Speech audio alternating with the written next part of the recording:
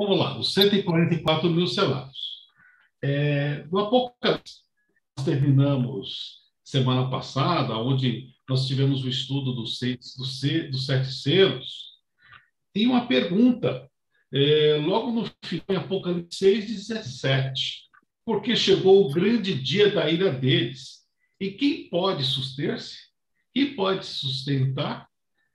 E o capítulo 7, ele traz uma resposta sobre essa indagação. E fora isso, ele é um lapso, ele é uma pausa entre o sexto selo e o sétimo selo, aonde de João, através da mensagem revelada, ele começa a receber a revelação de quem vão ser selados, quem vão ser aqueles que vão estar vivos no momento da volta de Jesus. E aqui nós vamos verificar, logo nos primeiros versículos, se a gente puder ler, quem poderia ler para a gente os primeiros versículos, de 1 a 3, vem uma mensagem forte, vem trazendo aqui uma informação de algo próximo de acontecer e que, nesse momento, sofre de uma intervenção. Podia ler para a gente, Lidinha, esse Apocalipse de 1 a 3? Posso sim. E depois dessas coisas vi 4 anjos que estavam sobre os 4 cantos da terra, os 4 ventos da terra, para que nenhum vento soprasse sobre a terra, nem sobre o mar, nem contra árvore alguma. E vi outro anjo subir do lado do sol nascente, e que tinha o selo do Deus vivo, e clamou com grande voz aos 4 anjos, a quem fora dado o poder de danificar a terra e o mar, dizendo: não fiqueis a terra, nem o mar, nem as árvores, até que hajamos selado nas suas testas os servos do nosso Deus. Perfeito, muito obrigado. Então, nesses primeiros versículos, nós vemos aqui 4 anjos. E esses 4 anjos, da ideia que eles estão o quê? Dos 4 pontos cardeais da Terra: norte, sul, leste e oeste. E eles estão retendo ventos, para que os ventos não soprem e não destruam nem a terra, nem o mar e nem as árvores. Então, os ventos, segundo as profecias, conforme a gente estudou nos símbolos das profecias, ele representa guerras, acontecimentos que podem trazer destruição e juízos de Deus. E no versículo 3, aparece um outro anjo. Ele vem da banda do sol nascente e ele tinha o selo do Deus vivo. E ele agora pede para aqueles 4 anjos que receberam o poder de danificar a terra e o mar, para que não danifiquem. Vocês percebem que existe um paradoxo aqui? E no primeiro versículo, esses 4 anjos estão segurando.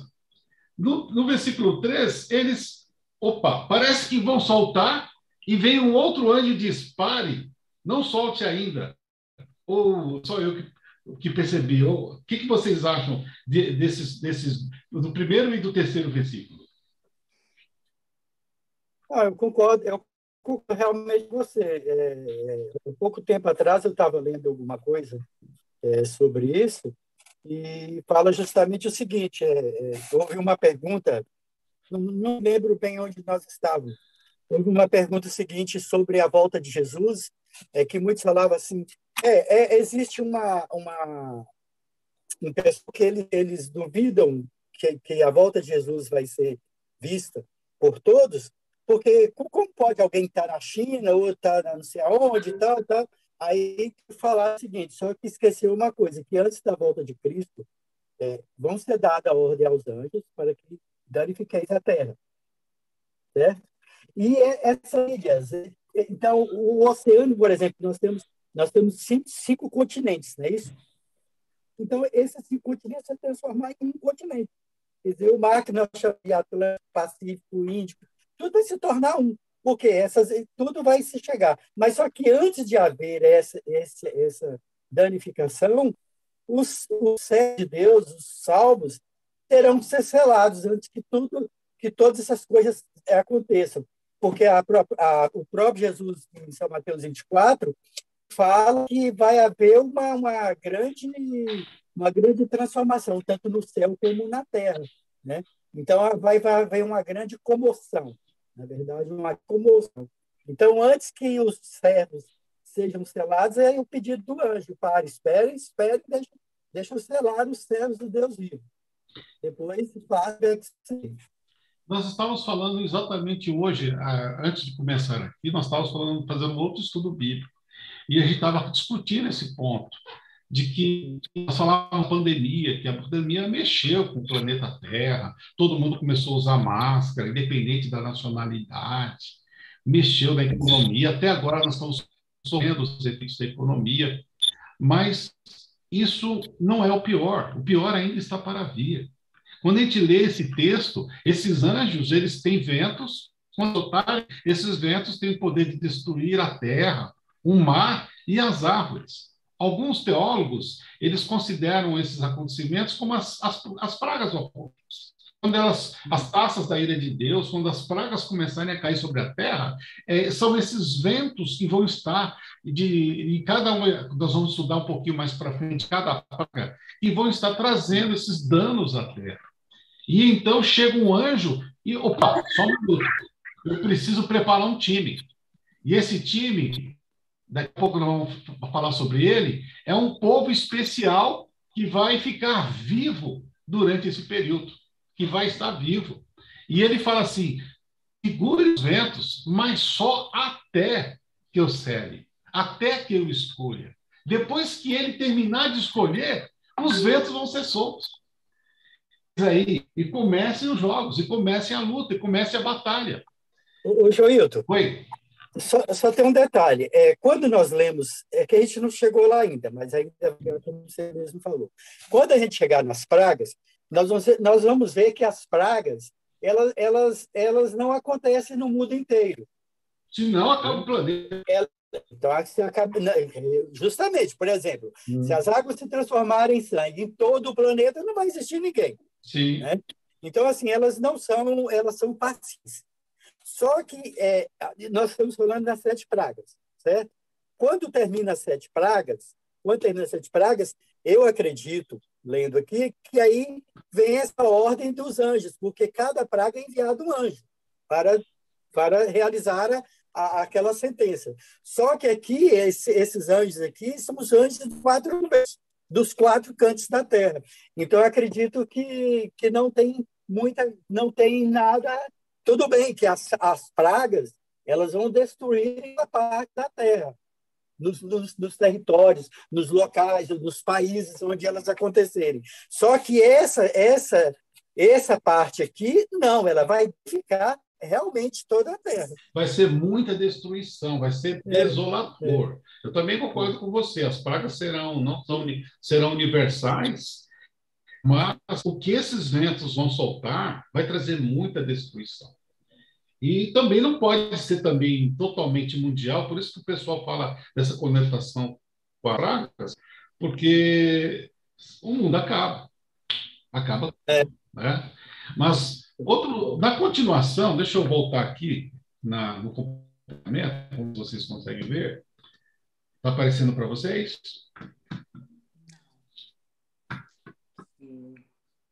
Sim, agora sim. Perfeito. Aqui, no versículo 1, que a gente analisou, então vem essa pausa no versículo 3, e a gente vê que algo está para acontecer. E esse acontecimento que os anjos estão segurando, conforme vocês veem aqui, segurando os ventos, nos 4 pontos cardeais, até que seja um povo especial. E agora, nos próximos versículos, a gente vai ver qual é a característica desse povo. Tem alguns teólogos que dizem que nós estávamos muito próximo, antes da pandemia, desses ventos serem soltos. Pelas evoluções dos acontecimentos da política, na religião, a união das igrejas e outros movimentos escatológicos que estavam para acontecer. E, de repente, veio a pandemia, uma pausa para reflexão, para analisar, para as pessoas reverem os seus conceitos, para as instituições serem testadas, para as pessoas reverem também as coisas, como o ciclo das coisas, se realmente dá uma nova chance, uma nova oportunidade para a humanidade. E nos versículos que prosseguem, a gente percebe que esse até que Deus escolheu um grupo. Vejam só, que grupo é esse aqui?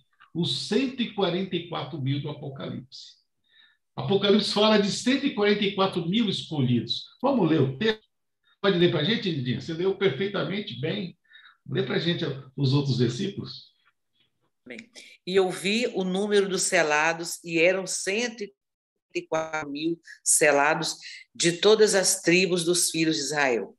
Da tribo de Judá havia 12 mil selados, da tribo de Ruben, 12 mil selados, da tribo de Gade, 12 mil selados, da tribo de Aser, 12 mil selados, da tribo de Naftali, 12 mil selados, da tribo de Manassés, 12 mil selados, da tribo de Simeão, 12 mil selados, da tribo de Levi, 12 mil selados, da tribo de Issacar, 12 mil selados, da tribo de Zebulon, 12 mil selados, da tribo de José, 12 mil selados, da tribo de Benjamim, 12 mil selados.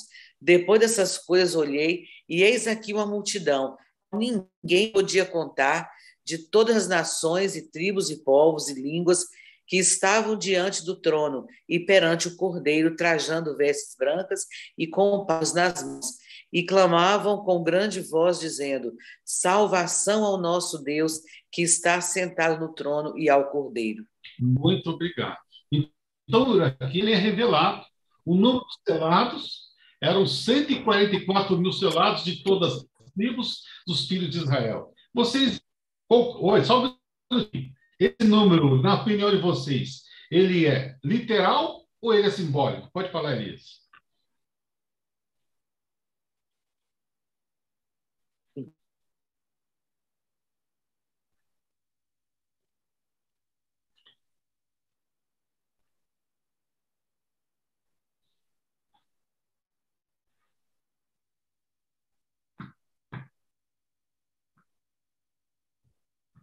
Judá, uma. Ruben, duas.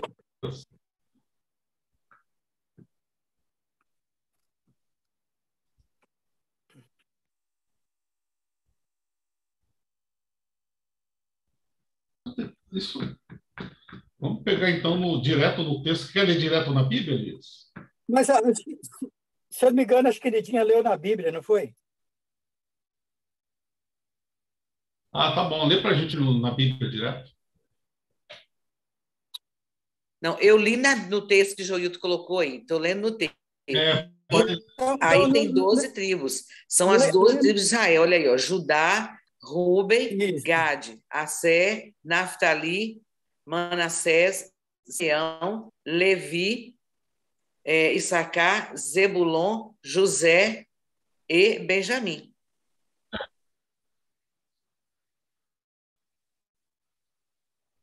Ah, sim, é que foram colocados dessa forma porque eles foram substituídos por duas tribos. As tribos de Dan e... tá.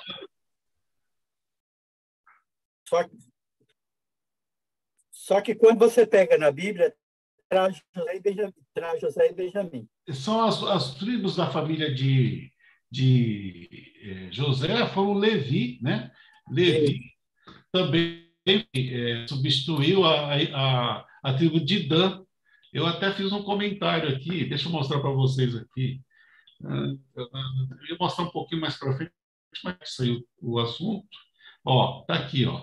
Efraim e Dan são omitidos. Dan, porque por conta que eles eram idólatras, né? O próprio texto aqui diz que ele era uma serpente junto ao caminho, uma víbora junto à vereda, né? Então, quem substituiu a equipe de Efraim e Dan foi ele e José, da mesma nomenclatura, a mesma somatória, da 12. Ô, Joilton, na minha Bíblia, eu tenho 12 tribos. Eu vou ler só rapidinho. Pode ler. É que vocês vão perceber que a leitura de Apocalipse ela é diferente da leitura original, porque ela exclui a tribo de Efraim e de Dan. João ele não coloca Efraim e Dan. No lugar de Efraim, deixa Levi e José.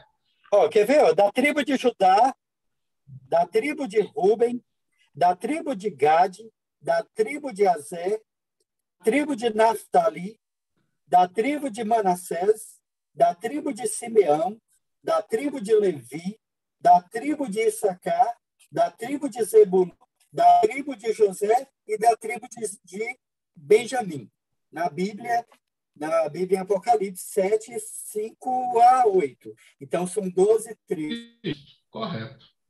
Tá certo. Perfeito. Mas agora, indo para o outro ponto, nós temos 12 mil de cada tribo. Tá? Lembre de 12 é o número que representa a divindade, os céus, é o número que representa na Bíblia o reino de Deus. E 12 é como se fosse uma raiz quadrada, né? 154 mil seria uma raiz quadrada de 12, um número exponencial.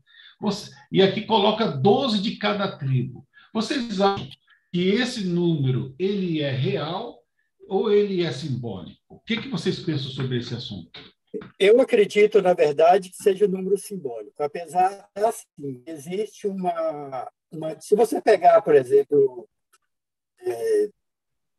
10 adventistas que estudam a Bíblia juntos, naturalmente não vai haver consenso, certo? Eu falo pelo estudo que nós fizemos aqui em casa. Quando nós fizemos estudo aqui em casa, chegou nessa parte, então houve divergência entre Paulo e eu a respeito dos 144 mil. Eu pensava de uma forma, ele pensava de outra forma, justamente pela outra que ele deu no final, lá na visão dos mártires da glória. Né? Há muito tempo atrás, há mais de 30 anos atrás, eu conversando com ele em casa um sábado, e a gente começou a trocar ideias sobre 144 mil, porque sempre foi um tema que eu sempre gostei de conversar, de trocar ideia.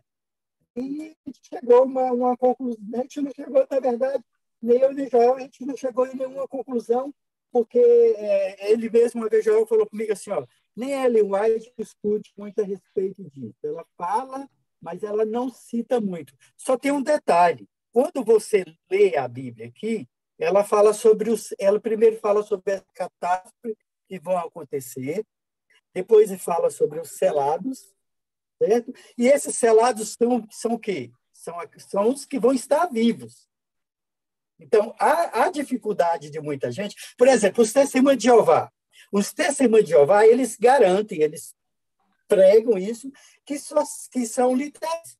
Eu falei, então deve haver uma briga muito grande entre eles, ou eles não trazerem mais ninguém, ou eles matarem alguém para ficar os 144 mil, porque eu acredito que existem mais de 44 mil testemunhos de Jeová na Terra. Mas entre nós, existem pessoas que acham que são os mártires, que fizeram parte do passado e tal. Eu acredito que é um número simbólico, que representa o povo de Deus que vai estar vivo, e não se contaminaram com outras igrejas, né?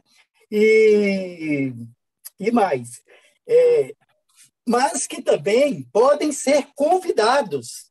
Sabe por quê? Eu li uma vez, não me lembro agora qual o livro, que Ellen White, quando foi mostrado 144 mil para ela, o anjo disse para ela, vai permanecer fiel que você participará dos 144 mil. Então, assim, 144 mil, da minha visão, são aqueles que estão vivos, que vão ser selados, mas que é um número simbólico, não quer dizer que são 144 mil, que eu acredito que seja muito mais, 104 mil é um número simbólico, mas que outras pessoas, os próprios discípulos, como o próprio anjo disse para Ellen White, outras pessoas possam ser convidados a fazer parte. Porque quando a gente chegar mais à frente, nós vamos ver que os 144 mil, esse povo, é que vai morar na Nova Jerusalém, que vai morar na cidade da terra.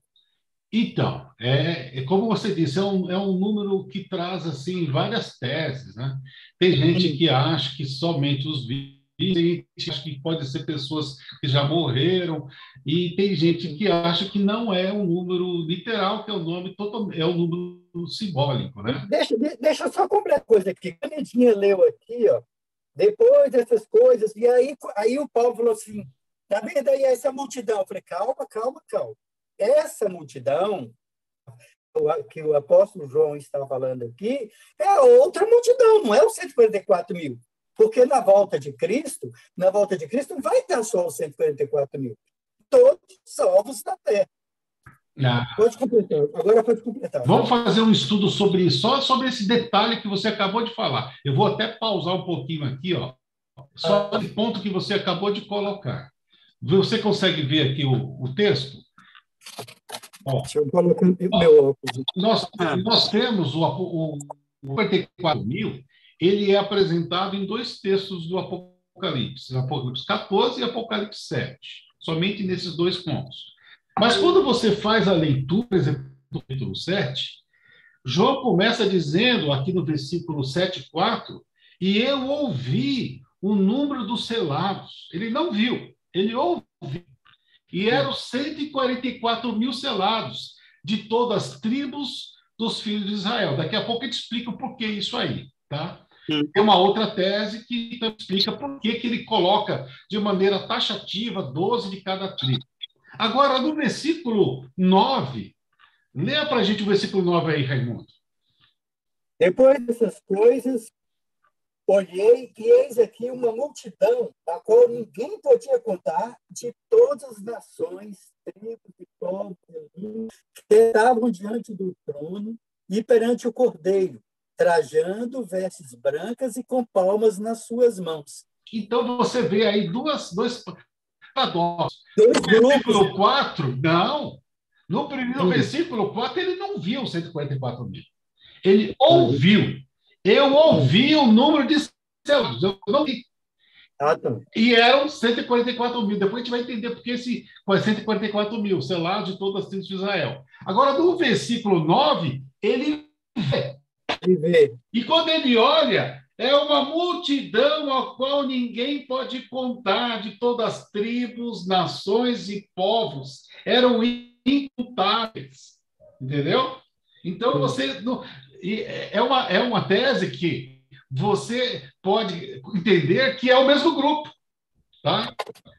É o anjo explicando, 144 mil, que a gente vai entender o que significa esse número. Tá? É um número simbólico. Agora, quando ele foi ver o grupo gigante, uma grande multidão, ele era incontável. Né? Agora vamos voltar um pouquinho aqui para entender o que é esse número simbólico. Né? 144 mil, ele tem um significado simbólico, ele é composto de 12 vezes 12 vezes 1000. Toda vez que você falava que o povo de Deus ia sair em milhares, né, em batalha, se colocava milhares. 12 é o número das tribos de Israel, é o número dos apóstolos e também é o número do Cordeiro. Jesus também escolheu, né, também 12 apóstolos. E da Cidade Santa, ela também tem dimensões de 12. 12 mil estádios de largura, 144 côvados de altura, seus muros com 12 portas e 12 fundamentos. É um número simbólico que representa o reino dos céus, a santa cidade, um número que é colocado na Bíblia dessa forma. E o que mais a gente vê aí? Nos versos 4 e 8, João ouviu possivelmente, não entendeu o que ouviu. E a partir do verso 9, ele viu e passou a entender que aquilo que ele tinha ouvido, 144 mil, representava o quê? A grande multidão que ninguém podia enumerar, que são os salvos da última geração de crentes, que vão vir. Em Israel, aconteciam duas colheitas, uma na primavera e outra no outono. E de cada colheita tinha as primícias. Que as primícias? Aquelas primeiras frutas, aqueles primeiros frutos que eram colhidos. E isso era dedicado a Deus. Os 44 mil primícias dos salvos, dos vivos, dos salvos vivos, não dos salvos de todas as gerações, só daqueles que estão vivos, que formaram um grande exército para passar pela grande tribulação, pela angústia de Jacó.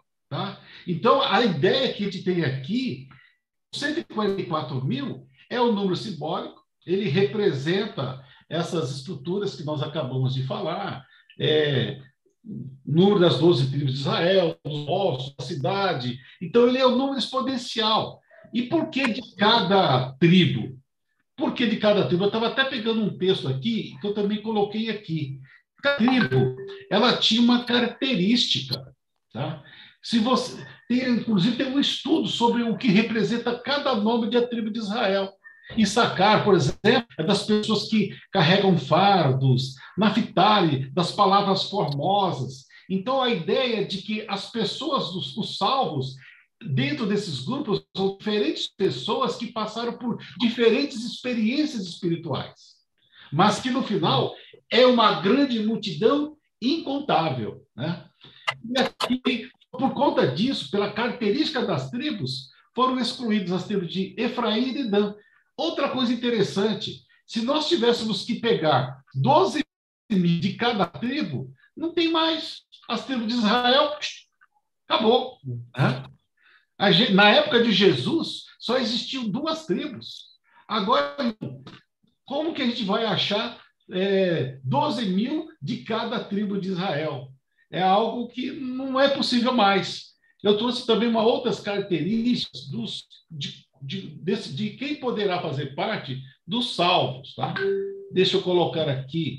Eu coloquei aqui o que você precisa para ser um 144 mil. Primeiro, o texto diz que eles serão selados. Eles vão receber o selo de Deus na fronte, Apocalipse 7, 3-4. Depois, passarão pela grande tribulação, Apocalipse 13-14. Então, não pode ser alguém que morreu. Isso era essa parte que eu queria chegar, mas tudo bem. Você chegou aí onde eu queria. Uhum. Né? Na discussão também que houve, assim, quando eu falei essa parte aqui, eu falei que eles passaram por grande tribulação. Aí vieram falar comigo assim, mas se você for para a história dos valdenses, se for para a história dos apóstolos, se for para a história dos... Todos eles passaram por grande tribulação. Eu falei, sim, passaram também por tribulações. Mas só que Apocalipse, quando você lê Daniel, quando você lê Apocalipse, nenhum dos salvos passaram pela grande tribulação que os salvos vão passar nos últimos dias. Que era o conselho de Jacó. E também não desqualifica a ideia de que, do texto que está em sua profecia, de que ela vai poder fazer parte desse grupo. Porque em Daniel 12, fala de uma ressurreição especial para as pessoas que fizeram parte da pregação do advento. Lá diz que essas pessoas que pregaram do advento de Jesus, elas vão ressuscitar antes de Jesus voltar e vão participar junto com os 144 mil no final, quando os 144, aquela voz, de onde vem essa multidão? Eles vêm da grande tribulação, que lavaram as suas vestimentas no sangue do Cordeiro. Então, desse momento, ele pode se juntar ao grupo e participar desse momento das pessoas que vão ver Jesus vindo das nuvens do céu, dos últimos acontecimentos que vão suceder no momento que Jesus vai voltar. Então, os 144 mil não pode ser de pessoas que já faleceram. Essas pessoas poderão, se participarem dessa ressurreição especial, se juntar a eles, mas não passar pela grande tribulação. Sim. Entendeu? Agora, outra característica, se a gente fosse taxativo, for lá, por exemplo, no Apocalipse 14, né, apesar que você já deu uma explicada boa, o que diz mais sobre os 144 mil? Eles não se contaminaram com mulheres. Se nós fôssemos para o literal, se não fosse simbólico, né? Foram comprados dentre os homens e ofertados como primícias para Deus, né? Eles compraram dentre os vivos, né? Entre os homens e ofertado como primícias para Deus. Mas a gente eu entendo que aquilo que você explicou, que não se misturaram com outras denominações, que não se contaminaram com falsas doutrinas, essa é a interpretação correta. Senão você já excluiria, por exemplo, as mulheres. Nenhuma mulher ia fazer parte dos 144 mil. Não, justamente. Mas só que quando se trata de mulheres, é o quê? São igrejas. Sim, sim, sim. Igrejas, e essa contaminação também, essa contaminação aqui já é no final, entendeu? Porque na hora que as igrejas se unirem, entendeu? Os que ainda não foram selados, eles não vão se unir a essas igrejas. Eles não vão aceitar essas doutrinas. Eles vão continuar segurando as doutrinas que estão na mente deles, que é a de Cristo. Eles são selados. Eles são selados com a doutrina de Cristo. Eles não contaminaram com as doutrinas das outras igrejas que vão se unir. Perfeito. E para fechar o assunto dos 144 mil, eu fiz 3 questões interessantes aqui. Você podia ler para a gente, Elias, esses 3 tópicos?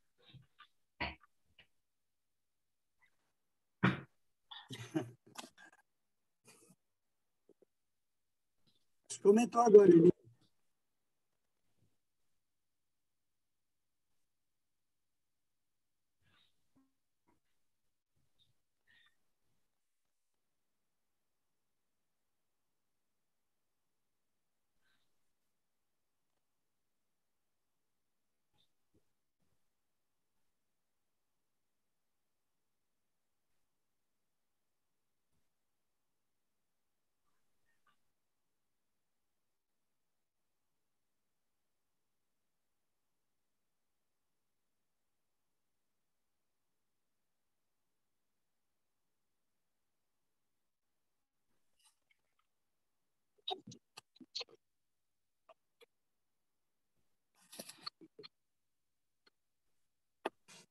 Isso.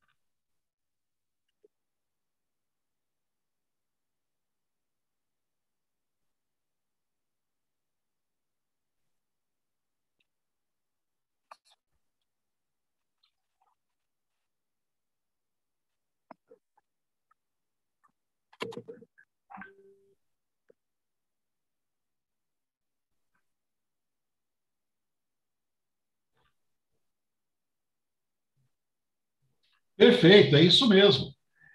Ô, Joia, posso falar uma coisa? Pois não? Nós vemos ali que o evangelho foi tirado dos judeus para os gentios. Você ou vocês concordam comigo que, nesse caso, nós somos os gentios? Somos gentios e nós somos espiritual ao mesmo tempo.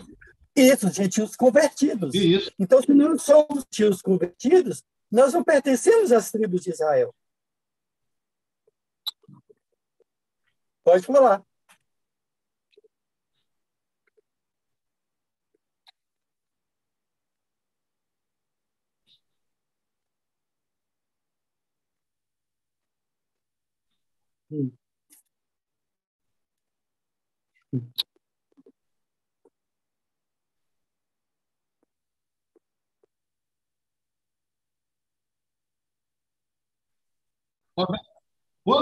Quando Jesus estava aqui à terra, só tinha de Levi, os levitas, e de Judá. Quando a gente fala judeu, ou seja, ele é da tribo de Judá. As outras tribos, ninguém nem se sabe onde foi parar. Entendeu? E aqui diz em Gálatas 3:29, Jesus fala: agora vocês são nação santa, sacerdócio real, povo escolhido. Vejam só o que diz aqui o texto. Esses sois de Cristo, então sois descendentes de Abraão e herdeiros conforme a promessa. Baseado em Cristo, nós somos herdeiros dessa aliança, nós somos herdeiros de Abraão e somos sacerdócio real também. Então, a ideia aí é um número simbólico, tá? A gente mostrou essas duas conexões de João. João, ele ouve o número, mas ele não vê ninguém. Mas quando ele vai lá no outro versículo, né, voltando lá para o texto, aqui, ó, eu ouvi, no versículo 4, o número dos selados. É um número simbólico que precisava se estudar, tá? Que eram 144 mil selados. Na época que João teve essa visão, já não tinha as tribos de Israel. E Apocalipse 7, versículo 4, quando ele vai olhar, quando ele vê, ele vai contar, é uma multidão inumerável, que ninguém pode contar. Então, E o importante também notar é o seguinte, que eu acredito que o João viu, quer dizer, eu estou julgando, né? Assim, chutando, né? Ou viajando, em outras palavras. Porque eu vi os 144 mil, provavelmente ele pensou também que poderia ser literal.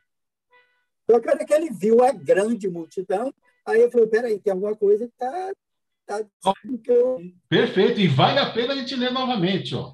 Nos versos 4 e 8, João ouviu, possivelmente não entendeu, também entendeu.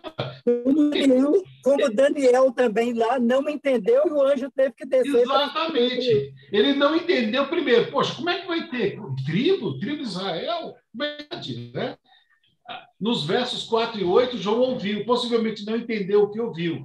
E a partir do verso 9, ele viu e passou a entender que aquilo que ele tinha ouvido, 144 mil, representava uma grande multidão que ninguém podia enumerar, que são os salvos da última geração de crentes, aqueles que vão encontrar Jesus em vida, que não vão passar pela morte. E também não são a totalidade dos salvos, porque haverá a primeira ressurreição, ao soar das 7 trombetas, detalhes que nós vamos estudar mais para frente. Aqui nós estamos falando de um grupo que vai participar da ressurreição especial e que vai se juntar aos 104 mil que não vão passar pela morte. E eles vão ver os últimos acontecimentos. Isso aí está narrado em Daniel. Daniel relata que as pessoas que participarem da pregação do último advento, eles vão ver todos os detalhes da vinda do Filho do Homem. Se você me permitir... Pois não. É o seguinte, estudando e analisando um pouco depois, quando eu estudei sobre 144 mil, estudando e analisando, fiquei muito tempo parado e eu fiquei pensando assim, pô, será que não seria injusto? Esse é o pensamento humano, né? Será que não seria injusto, por exemplo, eu espero, né? Estar em 144 mil que vão estar vivos na volta de Cristo. Mas estudei muito a história dos valdenses e dos outros que passaram por grandes tribulações, morreram. Será que não seriam injustos, por exemplo, eu pensando comigo, né? Não seria injusto eles não fazerem parte desse grupo especial que vai morar no Nova Jerusalém? Que às vezes passaram, porque teve pessoas que morreram, normalmente morreram, né? O caso de João, por exemplo. João, dos apóstolos para ele de palácio, foi jogado dentro de um caldeirão de azeite, mas não queimou, como no caso lá em Daniel. Mas, se você observar o caso de João, não foi o mesmo caso que passou Pedro, passou Tiago e passou Paulo. Então a gente pensando como humano falho, a gente fica pensando assim, mas depois acontecer. Quando eu li a história lá, que Ellen White, o anjo fala com ela, se você continuar fiel até o fim, você faz parte desse grupo. Aí eu fui imaginar, eu falei assim, não, se ela poderia fazer parte desse grupo, outros também poderiam ser convidados a fazer parte desse grupo. Foi isso que eu imaginei. Então, Zão, pode falar, Ninho. Só uma pequena reflexão sobre essa questão aí. Você citou um texto e me chamou a atenção esse texto de Pedro, né? Que Pedro diz: vós sois a geração eleita, o sacerdócio real, a nação, o povo adquirido para anunciar as virtudes daquele que chamou das trevas para a maravilhosa luz. Esse texto de Pedro, ele, de uma certa forma, está parafraseando o escrito lá em Êxodo 19, quando o povo de Israel Deus faz aquela parada ali para receber os 10 mandamentos, onde ele confirmaria a aliança com eles. E lá no 19:6 fala assim, depois no 5, né? Agora, pois, se diligentemente ouvis a minha voz e guardais a minha aliança, então sereis minha propriedade peculiar dentre todos os povos que a terra é minha. Vós me sereis reino de sacerdotes, nação santa. Então, assim, ali, Deus estava firmando uma aliança com esse povo. Esse povo de Israel, essas 12 tribos que estavam ali representadas, os 12 filhos de Jacó. E agora, quando a gente chega e esses rejeitados rejeitam a missão que eles têm, vem para nós simbolicamente esse troféu, né? Não vamos dizer assim um troféu, essa titularidade de povo, de nação santa, de pertencer a esse povo, de fazer o papel que esse povo deveria ter feito. Porque vamos pensar se eles não tivessem falhado na missão. O que seria Israel hoje? O que seria a nação de Judá? Hoje eles seriam 12 tribos, se eles não tivessem falhado lá atrás. Eles realmente seriam 12, seriam uma nação forte, Israel seria uma nação forte, estaria testemunhando e nós estaríamos contemplando aquilo ali com uma coisa especial. Só que eles falharam. E como eles falharam, nós temos o papel deles. E esse papel é justamente assumir essa responsabilidade que eles têm, como essas 12 tribos, né? Então, por isso que eu acho que acho não, está mais que claro aí que a questão é simbólica, né? Simbólica, e quando Estevão foi apedrejado, na escala profética, o tempo para a nação judaica cessou, e o evangelho foi passado para os gentios, de todas as tribos, de toda a nação. As pessoas agora não precisavam mais de sacerdote para ir até Deus. Jesus os comissionou a todos a serem sacerdotes. Todos agora poderiam ministrar no santuário celestial através das ações, sendo Jesus como sumo sacerdote. Antes, alguém precisava de levar uma oferta de um sacerdote e aquele pecado ia ser expiado através da morte do animal. Agora não. A oferta, que é o Cordeiro de Deus, era suficiente para todos e cada um poderia ir direto ao trono de Deus, apresentando ali o sangue de Jesus, né? O sangue de Jesus pelos seus pecados. Senhor, perdoa os meus pecados em nome de Jesus. Então, essa é uma das coisas das 95 teses de Martinho Lutero e que revolucionou a fé cristã, aonde você tem o evangelho, a porta aberta para todos aqueles que nele creem.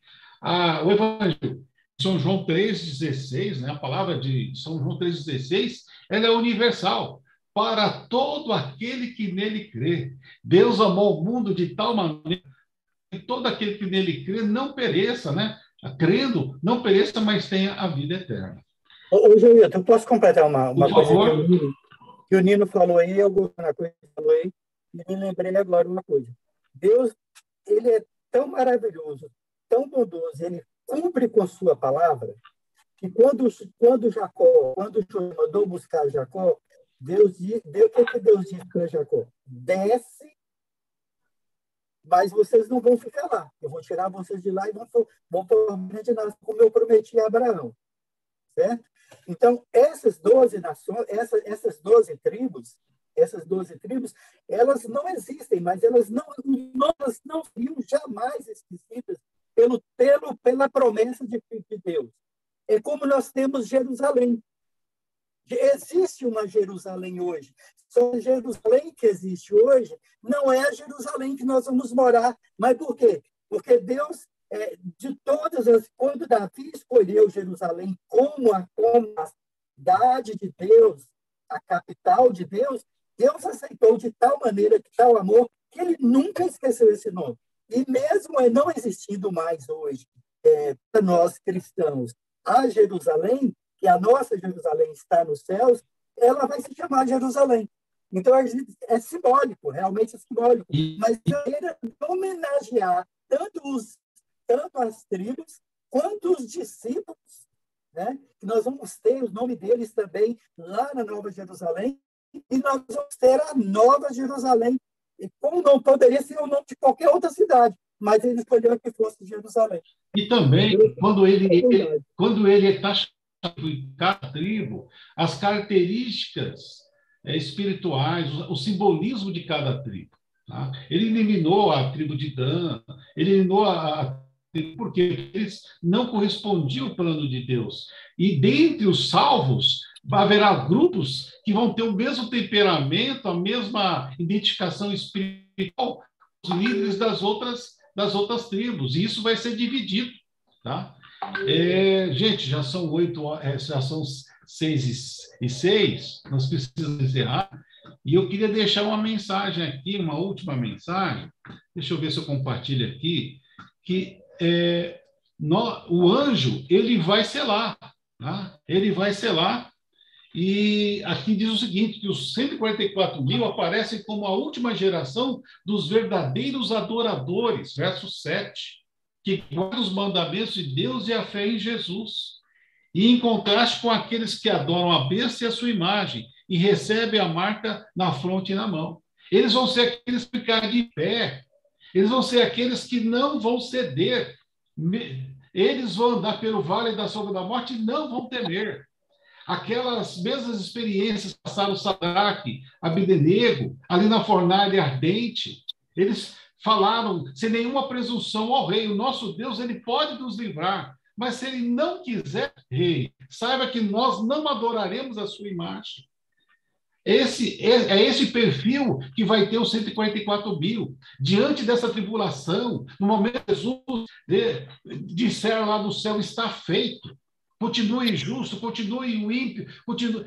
Quando ele fechar a porta da graça, quando não houver nenhuma outra oportunidade, esse grupo vai ter um caráter irrepreensível, porque eles lavaram as suas vestiduras no sangue do Cordeiro.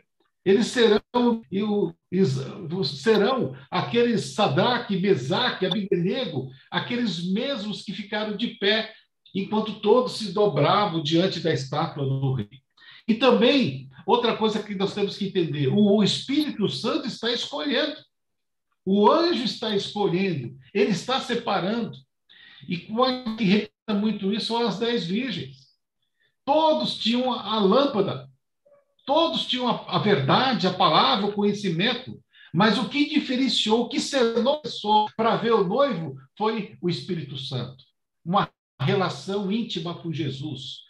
Você ter o azeite, a sua lâmpada cheia do Espírito Santo, isso que vai te ligar, é isso que vai te fortalecer diariamente para você moldar o seu caráter, para nós moldarmos o nosso caráter e crescermos em Cristo e termos luz para poder enxergar e ver o noivo. Que Deus abençoe a todos, tá? É um tema muito polêmico, essa questão dos 144 mil, existem várias teses, mas passamos aqui uma que eu acho que está de acordo com aquilo que as profecias e a palavra de Deus mostram como um número simbólico, um número que representa o time de Jesus, né? As primícias. É a última colheita da terra, né? É a última intervenção do Espírito Santo, é a chuva serôdia. E então, da primícia dos vivos, daqueles que estão escolhidos pelo Espírito Santo, ele vai fazer um time campeão, que vai suportar a grande angústia de Jacó. E o próprio ancião, quando viu aquelas pessoas chegando, diz: da onde vem essa multidão, vestidas de branco e com palmas nas mãos? Eles vieram da grande tribulação e eles venceram porque lavaram as suas vestimentas no sangue do Cordeiro. Amém. Amém. Amém. Pode, por favor.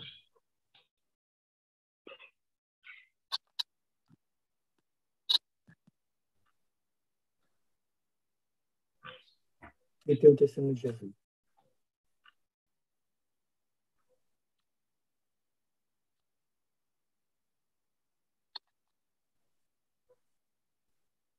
Então, recebe o selo de Deus na fronte, passarão pela grande tribulação e lavaram e branquearam as suas vestes do sangue do Cordeiro também.